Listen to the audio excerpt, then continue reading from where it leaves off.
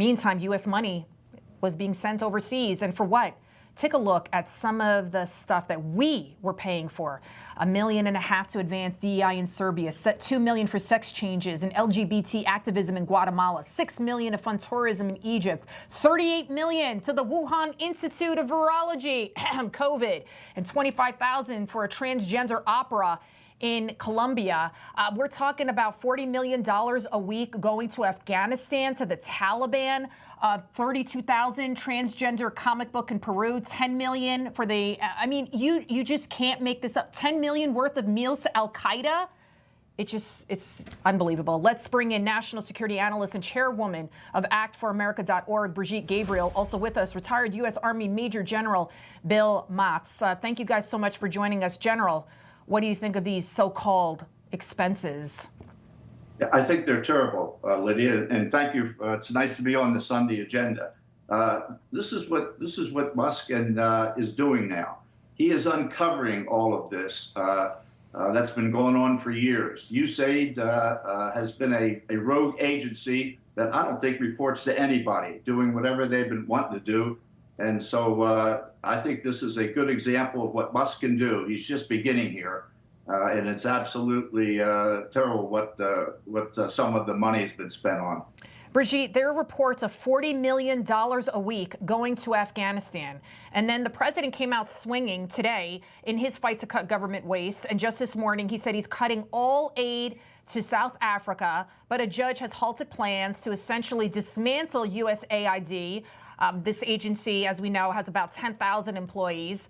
What do you think about all of this waste and fraud and the outrage by the Democrats?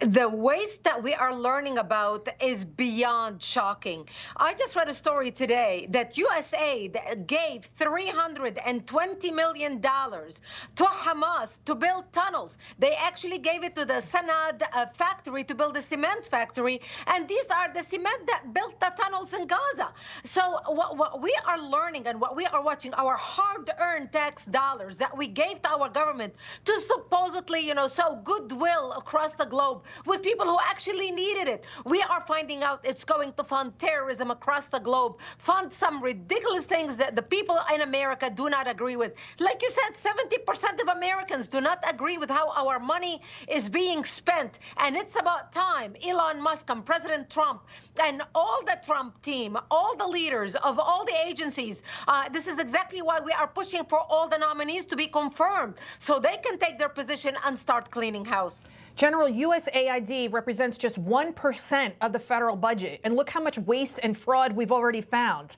Can you only imagine just how much fraud there is in the rest of the budget? I mean, all of our money, how it's being wasted? Yeah, Lydia, I'll tell you, Brigitte is absolutely right. It is beyond shocking. I've been in the federal government for 33 years as a soldier, and another 3 or 4 years in the former Trump administration. There is a lot of waste there that can be cut out, and the president's getting right into it. I will tell you, this is the era of common sense. Welcome to the era of common sense. And what we're seeing with Musk and President Trump, it's almost like an American blitzkrieg. We're going after them. We're going after these deep-seated, burrowed-in senior executive service folks and the bureaucracy in Washington, D.C. God bless them all. Before I go to Brigitte for the next question, I want to get your thoughts on undoing a DEI, General, because this is something you've written about in your book, My Toughest Battle. You had polio as a child, but achieved incredible success through hard work. You believe, obviously, in merit you believe in meritocracy over identity politics. No, I absolutely do. And my book that was just released, 2 weeks ago, My Toughest Battle, it's a battle about overcoming polio. I was paralyzed in my one leg in the 1940s, and they told my mother that I would never walk again without a brace or a crutch. Well, it's a long story, but through good medical work and through just personally fighting it, I was able to get through it and actually have a career in the infantry and the airborne. So that's what the story is about. In my afterword to the book, I wanted to put in context for the reader what it was like when I grew up in the 40s, 50s, and 60s as compared to America today. There's no comparison. I grew up in an era of accountability. Right. I grew up in an era of merit when testing was very popular. And if you fell, you picked yourself up. You didn't blame it on anybody else. You were not a victim. My father told me and That's told right. my sister, you work with the hand you're dealt. That's right, So General. that's what my story is about. And hopefully I think it will appeal to the young people that are military today. I talk about my time in Vietnam, going down and getting Noriega in 1989. Yes. But I think it will also appeal to, say, young mothers and families who might have adversity or have an issue right now.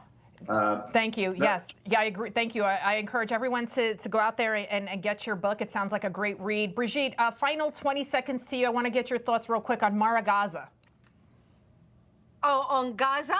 Yeah, do you think Is that about the what you said? the redevelopment that President Trump is proposing? I wanted to hear your thoughts on it real quick. Look, President Trump, he is the master of the art of the deal. He always says in his book, throw out some crazy number that you know you're not going to get, and finally when they settle in the middle, you get exactly what you wanted. We're not going to take over Gaza. We're not going to make it through the Riviera of the Middle East. Definitely, we're not going to own it or pay for it. But that's exactly why he threw this idea out, seeing pressuring the Arabic world to come to the negotiating table and start putting their money and making sure that they control the people in Gaza and their behavior. And I think that was his intention. We're not sending our troops and we're not sending our tax dollars to Gaza. All right, we have to Lydia, leave. let me give you my quick view on Gaza. This is a fresh, bold approach. This is aspirational.